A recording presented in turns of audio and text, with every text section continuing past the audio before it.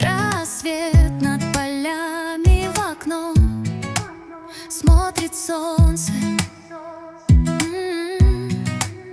Огонь в печи, а в доме уют и покой.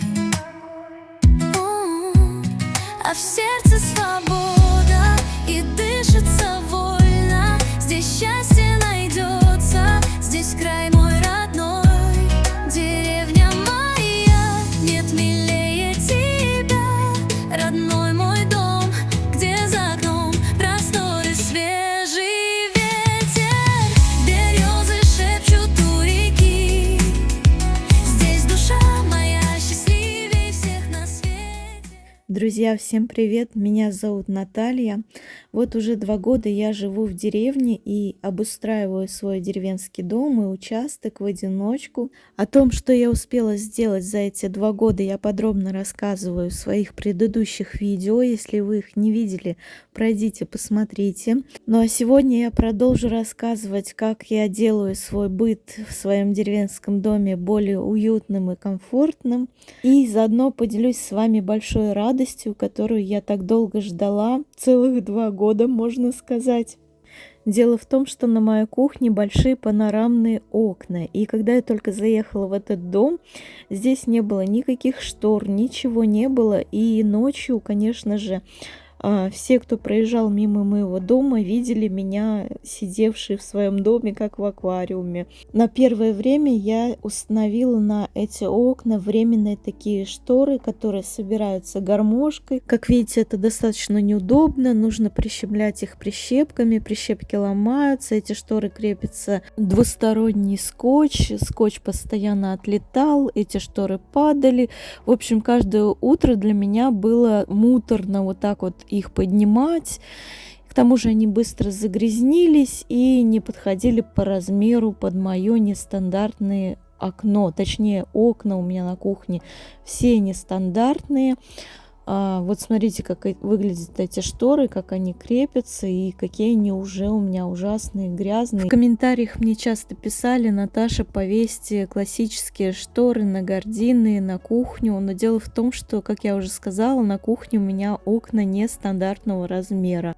Они достаточно такие большие, обширные, и подоконник у них чуть ниже моего колена, то есть практически у пола. Поэтому, как вы понимаете, классические шторы на нестандартных таких окнах смотрелись бы не очень. Да и к тому же у меня в доме живут 6 кошек. В основной части дома, в спальне, у меня висят шторы, и уже есть опыт их эксплуатации, скажем так. На всех подоконниках у меня всегда сидят пушистые хвосты и острые когти, поэтому шторы не очень себя хорошо чувствуют.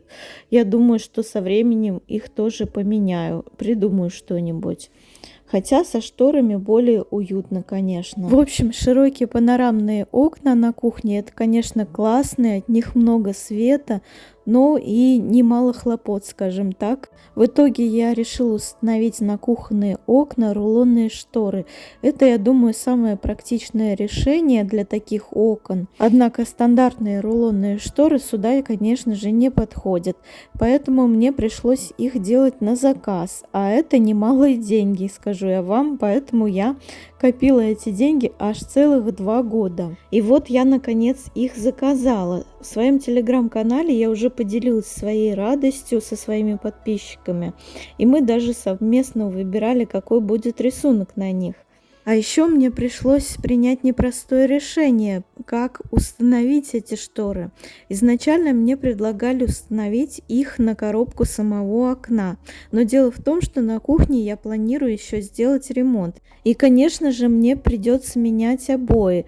И для этого нужно будет снимать эти шторы, потом снова устанавливать. А это не так-то просто. Дело в том, что моя кухня — это пристрой к основной части дома. А пристрой этот сделан из бетонных блоков. И для того, чтобы что-то прикрутить туда, нужна дрель, которой у меня нет. Да и к тому же я ей не умею пользоваться. В общем, это целая проблема. И я решила все-таки установить эти шторы непосредственно на сами оконные рамы. В общем, в итоге я очень довольна таким своим решением. Короче, друзья, теперь у меня классное решение вместо всяких штор, потому что я еще планирую сделать ремонт на кухне. Вот эти вот обои все будут обдираться, будет все по-другому здесь. Вот эти вот косяки я буду делать аккуратно, ровно. И, конечно же, когда будет ремонт, вот здесь вот нежелательно никаких гардин, потому что здесь гипсокартон, под гипсокартоном пеноблок, или как он называется, я в строительстве не очень. Чтобы прикрепить сюда гардины, на минуточку нужно сверлом сверлить, которого у меня нету, а потом только саморезами прикручивать. Вот, с гардинами здесь история очень сложная, поэтому идеальный вариант — это рулонные шторы. Подбирала вместе с вами в телеграм-канале в своем вот такой вот рисунок. Он оказался самым нейтральным, и мне понравился тем, что, значит, во-первых, в глазах не рябит, да, во-вторых, очень легко будет подобрать потом любой ремонт под них. Они такие нейтрального белого цвета, легко моются, потому что вот здесь вот они, я не знаю, что это за ткань, но, в общем, они тряпочкой легко смываются, если тут грязь какая-то. И вот здесь на эти окна, поскольку они нестандартные, сделаны, видите, направляющие. Будет еще ночь, вечер, я вам покажу, как это выглядит снаружи, когда горит в доме свет. Вот здесь у меня солнечная сторона, я очень часто опускаю здесь шторы. И очень удобно то, что отдельно на фрамуге у меня стоит отдельно штора рулонная, да, и отдельно на этом окне. Потому что если бы все вместе было, конечно же, сложно было бы открывать фрамугу. В общем, друзья, ремонта у меня на кухне пока еще нет, но зато есть рулонные шторы, которые я ждала 2 года и прям просто не могу нарадоваться на них. Это просто счастье. В общем, посмотрите, какая красивая теперь игра теней на моих шторах, на моей кухне. Это очень атмосферно смотрится. И к тому же мне еще нравится, что эти шторы очень хорошо пропускают дневной свет. Поэтому, когда я их закрываю, на кухне все еще светло, но и в то же время я защищена от солнца. К тому же я просто кайфую теперь от процесса поднимания и опускания этих штор. Это очень легко делается, не сравнить со старенькими моими шторами, гармошкой, которые нужно было 100 лет собирать и разбирать. К тому же посмотрите, как интересно. Если находишься внутри с закрытыми шторами, свет очень хорошо проходит в кухню.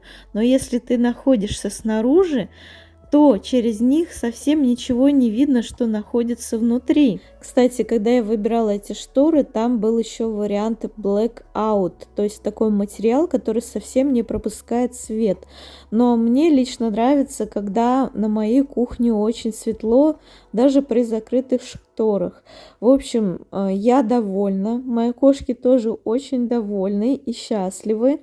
И сейчас я вам еще покажу, как они выглядят ночью. Так, друзья, снимаю ночью специально, чтобы посмотреть, как шторы выглядят изнутри. Ой, фонарь загорелся, сейчас туда пройду, чтобы посмотреть, как шторы выглядят изнутри. Здесь вот горшки видно, которые вплотную стоят к шторам. Кормушка висит с наружной части окна. Тут какой-то мотылек вон. Ой, он снаружи. Это снаружи, я думаю, изнутри. Ну, что я хочу сказать. Видно ли отсюда что-то? Ну, не знаю. Вроде ничего не видно. Я, по крайней мере, ничего не вижу. Даже если вплотную приближаться, не видно. Вот так выглядит окно с наружной части дома. У нас был дождь, и так холодно на улице. Я вся трясусь, стою. Уже просто дубак у нас по ночам +9. Представляете? Вот сейчас я подальше отошла. Фонарь, к сожалению, загорается. Сейчас надо поближе посмотреть. Вот так вот. Вот здесь как это выглядит. Кстати, друзья, если вы хотите узнать стоимость этих штор вместе с установкой, я этим могу поделиться в своем телеграм-канале. И вообще я там рассказываю про все детали, про цены в том числе. Заходите, обязательно подписывайтесь. А еще я очень благодарна вам, друзья, своим подписчикам за то, что вы так много уделяете времени моему блогу, смотрите меня, ставите лайки, подписывайтесь, пишите комментарии. Именно благодаря этому мой блог растет и привлекает все больше и больше рекламодателей. Благодаря их спонсорству я могу обустраивать свой дом. Поэтому давайте посмотрим, что мне в очередной раз прислали на рекламу. Сделаем небольшую такую интересную распаковку. Так, друзья, вот такой вот пылесос мне прислали на рекламу. А сейчас будем делать с вами обзор этого пылесоса. Я покажу вам его подробненько. Картинка очень вдохновляющая. Так, ну давайте откроем и посмотрим, что там внутри этой волшебной коробочки. Ух ты, смотрите, какая вдохновляющая на уборку картинка на коробке. Зацените, оп-оп. Сразу хочется прибраться у себя в доме. Кстати, ламинат такой же практически, как и у меня. Зацените. Совпадение, да? Кстати, пылесос у меня уже есть. Этот я подарю своей маме. Но прежде сначала посмотрю, как он устроен и как он работает. Так, судя по всему, вот это вот инструкция с какой-то интересной штучкой. Здесь щеточка для очищения пылесоса. Такая интересная, с крючком какая-то. Дюпели и саморезы для чего-то. Видимо, держатель для пылесоса устанавливается на него. Вот. Так, это, скорее всего, фильтр запасной, я так понимаю. Инструкция на всех языках мира, в том числе и на русском, я смотрю. Вот, да, русская версия есть на русском языке инструкция. Это супер здорово. Сейчас будем смотреть, как его собирать. А вот это, судя по всему, крепеж, который прикручивается к стене, чтобы держать этот пылесос. Такая вот щеточка идет в комплекте к этому пылесосу. Интересная. Так, это, скорее всего, аккумулятор, судя по всему. Такой большой, но в то же время легкий. Ну, вот это, конечно же, зарядник для него. И хоп, волшебная палочка фиолетового цвета. Кстати, фиолетовый цвет такой красивый. Моей маме нравится очень такой цвет. Как раз ей в подарок будет. Handheld Cleaner. Так, вот это вот, скорее всего, собирается как-то. Интуитивно я понимаю, что это как-то собирается. Может быть, это вот так как-то. Но не факт. Хотя защелкнулось. Ну вот, видите, я уже начала его собирать даже без инструкций. А вот это непосредственно основная часть пылесоса с щеткой. Ой, такой чистенький он. Так он мне нравится. Вот это вращающаяся щетка, которая собирает мусор. Очень красивая. Вот здесь тоже щеточка. Обратите внимание, смотрите, какая классная. Такая велюровая. Вот она вот здесь. Так ее приятно трогать. А вот это выглядит как какое-то космическое оружие. Капсула для приема пыли, грязи. Вот здесь, скорее всего, присоединяется трубка пылесоса. Здесь вставляется аккумулятор. Ну, знаете, несмотря на такую большую массивность, она достаточно легкая в руках. Ну и здесь вот еще такая вот насадка. Самые укромные места можно ей почистить. И еще здесь вот в комплекте вот такая вот насадка интересная. Тоже, скорее всего, для очистки мебели. А еще, что хорошо, у этого пылесоса очень мощный бесщеточный мотор на 500 Вт. И это значит, что у него очень мощная сила всасывания. А также у него мощный съемный аккумулятор, которого хватает аж на 6 часов уборки. А еще в этот пылесос встроена интеллектуальная система распознавания пыли, которая автоматически регулирует мощность и скорость в зависимости от степени загрязненности ковров или полов. А вот на основной щетке пылесоса есть специальная LED-подсветка, благодаря которой вы не пропустите ни одной пылинки на полу. Также вы уже видели на этой щетке специальный уникальный V-образный валик, благодаря которому волосы не наматываются на основную щетку. Кстати, на рукоятке очень легко регулируется мощность всасывания. Можно как посильнее сделать, так и послабже. Также у этого пылесоса эффективная 4-ступенчатая система фильтрации с технологией 12 циклонов, которая задерживает 99% пыли, гарантируя чистый воздух в доме. Ну что, друзья, вот я поубиралась немножко. Смотрите, сколько пыли в капсуле. Чистится она достаточно просто. Нажимается вот сюда на кнопочку. Вот я сейчас не буду нажимать. И открывается крышка автоматически, и вываливается оттуда весь мусор. Или вычищается щеткой, которая идет в комплекте. Вот такой красивый цвет у этого пылесоса, сиренево-синий. И вот эта щетка мне еще, знаете, чем понравилась? Тем, что она может как выдвигаться, так и задвигаться. Эта щетка подходит для шкафов и ковров с коротким ворсом. Ей также очень удобно убирать шторы и потолки. Многофункциональная эта щеточка. Она мне очень понравилась. Вот видите? Опа.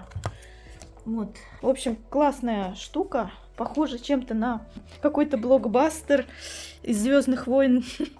Отличное оружие для борьбы с пылью. В общем, друзья, если вам понравился этот пылесос, я оставлю ссылку на него под этим видео. Отличное оружие для борьбы с пылью, да, Масюта? Кис-кис-кис. Мурк, мурк. Вот, Масе тоже очень понравился. Так, друзья, хочу вам еще рассказать о моих планах, как я хочу еще отремонтировать и обустроить свой дом. Значит, когда я сюда заехала, я всем сразу сказала, что я выкрашу весь этот синий цвет белым. Все деревянные стены с красивым синим цветом, кому-то он очень нравится, но лично я предпочитаю белый какой-то. И выкрашивать я буду прямо по синей краске. Я сначала хотела шкурить эти стены, но потом поняла, что это очень сложное геморройное такое дело. В спальне я уже протестировала покраску стен голубых. Вот эта тоже доска была в голубой выкрашена. В белый цвет я покрасила. Вот здесь вот один слой белой краски, я еще один слой буду накладывать. Например, вот здесь, на этой части бревна, 2 слоя краски. И вполне они хорошо смотрятся. Поверх синего хорошо перекрылась эта краска. Ну, здесь в спальне я еще буду зимой докрашивать вон ту верхнюю часть и вот эту часть стены. Ламинат у меня на полу пока вполне устраивает, хотя со временем, когда я буду пол ремонтировать, но это будет не скоро, а я, скорее всего, какой-то другой положу. Но пока он лежит, меня вполне устраивает. Планировку я не знаю еще пока какой делать, но мне нравится, знаете, то, что вот эта часть спальни, она огорожена. Я живу одна, мне не принципиально, да, что там есть шум какой-то или не есть. Ну, в общем, мне очень нравится, что у меня есть зона для сна вот такая вот огороженная. Может быть, со временем я ее уберу, может быть, оставлю, но, скорее всего, оставлю, потому что мне нравится и так. Рядом с печью я хочу поставить какой-нибудь такой, знаете, длинный пуфик. Вот здесь сейчас стоит коротенький, здесь лежанка кошачья на нем. Ну, какую-то мебель куплю, которая как тахта или, я не знаю, как пуфик, ну, длинное что-то такое, где можно усесться нескольким людям, да. Вот когда садишься сюда, смотришь на печь, в общем, наслаждаешься живым огнем, смотришь в окно заодно. Я уже сказала, что подоконники буду застилать более какими-то аккуратными штуками, возможно, гибким стеклом, еще гибкое стекло сюда куплю. Но пока так, пускай здесь будут пледы, кошкам они нравятся. Еще вот здесь вот между стеной и печью у меня образовалась щель. Видимо, предыдущие хозяева ее как-то замазывали глиной, глина осыпалась, я еще замазывала по весне. Я не знаю, как это материал называется. Блин, я забыла. Ну, в общем, вот когда вот эти вот щели вот здесь вот у плитки замазывают, вот такой же штукой я замазывала этот угол. И внизу тоже в том числе его замазывала, потому что там щели. И вот здесь дальше мне не хватило до конца. Я буду вот тоже вот эту щель замазывать. И вот здесь вот возле печи тоже буду замазывать вот эти все щели. И закрывать специальными клейкими уголками, которыми я заклеила стену и ванную. Между стеной и ванной вот есть такая штука у меня. Еще немножко нужно будет отреставрировать эту печь, потому что здесь вот, например, одна плитка отвалилась. Нужно будет ее сажать на цемент опять, пока она держится на скотче. Вот здесь тоже нужно какие-то уголки придумать. Ну, в общем, вот возле печи нужна какая-то система, потому что, когда наступает зима, оттуда очень прилично так поддувает. В общем, эти щели я еще буду закрывать. Вот здесь у меня в углу стоит диванчик. Тоже я хочу эту зону как-то обустроить. Столик, может быть, еще какой-то куплю. Здесь прям просится столик. Ну, это полугостевая зона, полузона отдыха. Я здесь часто работаю, когда плохая пасмурная погода. В окно не хочется смотреть, я сижу здесь с ноутбуком. Полочки, может быть, еще здесь какие-то повешу, я не знаю. Это пока, знаете, так, чисто наметки какие-то. Но что делать с этой комнатой, я пока не знаю. Я, кстати, передвинула шкаф, вы видите, вот здесь у меня стоял шкаф. Я поставила его вот сюда, в эту часть. Здесь мне он больше нравится, как стоит, не мешается дверь. Вот это вот, ну, не бьется об этот шкаф. И здесь вполне себе очень удобно переодеваться, кстати, когда приезжает кто-то из гостей. Это, знаете, как гардеробная. Сюда можно зайти, закрыться. Вот эта дверь закрывается. Вот, закрыться, переодеться, чтобы тебя никто не видел. Это приватная такая зона получается. Здесь у меня временно стоит стол, книжная полка. Опять же, я не знаю, я еще пока думаю, как обустроить эту зону, эту комнату и подо что. В общем, идей масса, но пока есть как есть. Кухня. А вот кухня, тоже у меня масса вопросов по планировке этой кухни.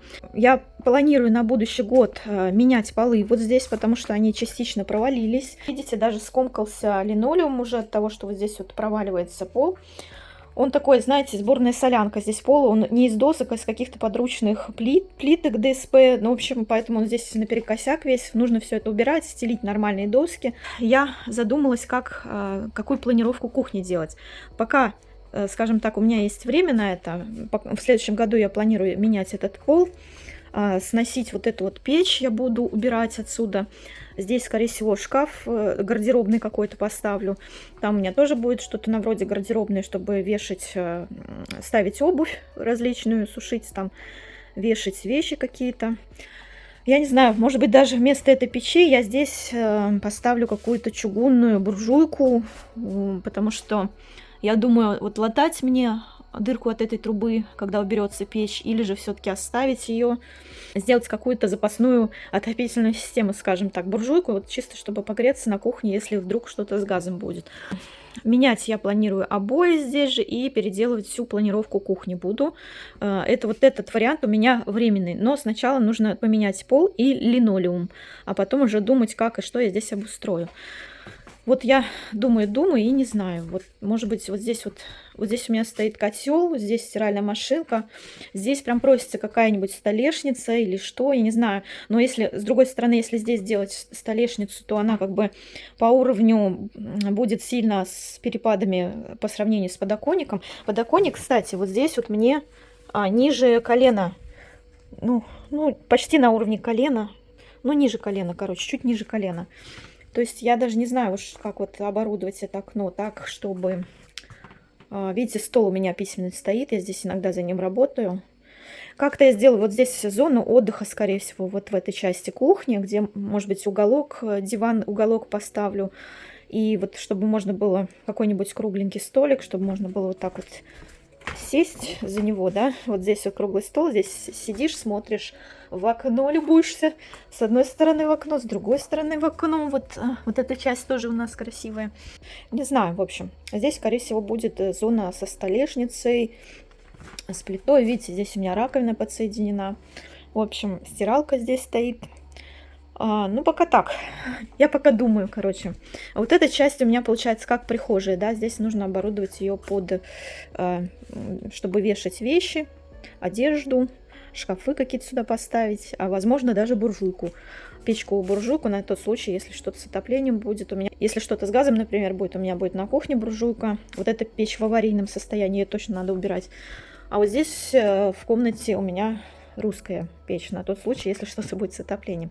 Ну вот, короче, друзья, напишите в комментариях, какую планировку здесь вообще можно сделать. Насчет ремонта я уже сама все решила. Значит, стены у меня будут белые. Белый цвет очень хорошо расширяет пространство. Вот. Кстати, вот здесь я хочу повесить, скорее всего, или качели, или, знаете, как это называется? Я вот здесь ставлю картинку, или гамак домашний, или гамак специально для занятий воздушной йогой. Я хочу вот здесь повесить. У меня прям просится он сюда.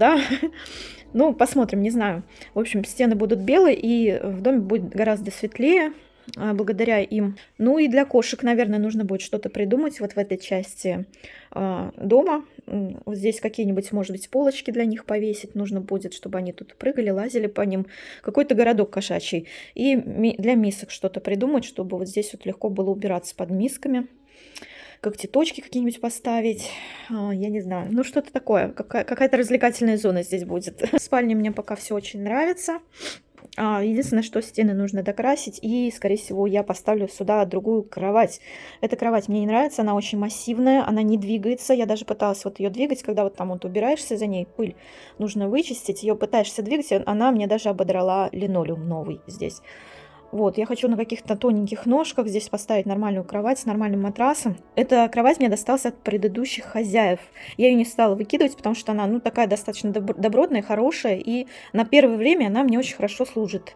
Вот, единственное, что матрас там не очень, но что есть, то есть, как говорится, я этим и довольствуюсь пока. Вот эту полку я, скорее всего, перевешу, здесь я повешу какие-нибудь картины, а полку вот, скорее всего, вот сюда повешу. Со временем это все будет не сразу, вот. Но кровать здесь более легкую нужно. Еще под ней, кстати, под нее не залазит моя новая горничная Дуняша, мой робот-пылесос. Он утыкается вот здесь, ну, короче, там узкая щель, и он утыкается туда и не может пролезть под кроватью, убрать. Поэтому мне кровать достаточно с высокими ножками нужна, и более какая-то воздушная, красивая. В общем, друзья, напишите идеи планировки свои, чтобы вы поставили, в какой угол. Возможно, какие-то идеи пригодятся и для моего дома тоже. Кстати, пока я планировала обустройство своего дома участка, я поняла, что нужно учитывать все их особенности, а также особенности обитания каких-то животных на моем участке и в моем доме.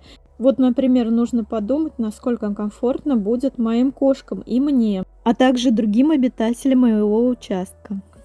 Привет, друг. Здравствуйте. Добрый вечер. Мышек собираете, да? Да, надо бы тут прибраться. Надо бы прибраться, потому что я уже замучилась. Я в течение дня, короче, вот здесь вот у меня участок, да, я хожу с совком и веником, собираю дохлых мышей. Здесь перед домом Буся особенно очень много носит. И, короче, их собираю целый день. Но они вот еще под крыльцо носят туда, кстати. Там я достать их не могу, поэтому он туда залез, он сейчас полакомится. Вы говорите мне все время: Наташа, покорми ежа, покорми ежа. Так он кормится здесь каждый день мясом, свежим причем. Не каким-то там кормом рафинированным кошачьим, а настоящим мясом. В общем, друзья, пожалуй, на этом все. Всех благодарю за внимание, за лайки, подписки, комментарии, донаты. Увидимся с вами в следующем видео. Пока-пока.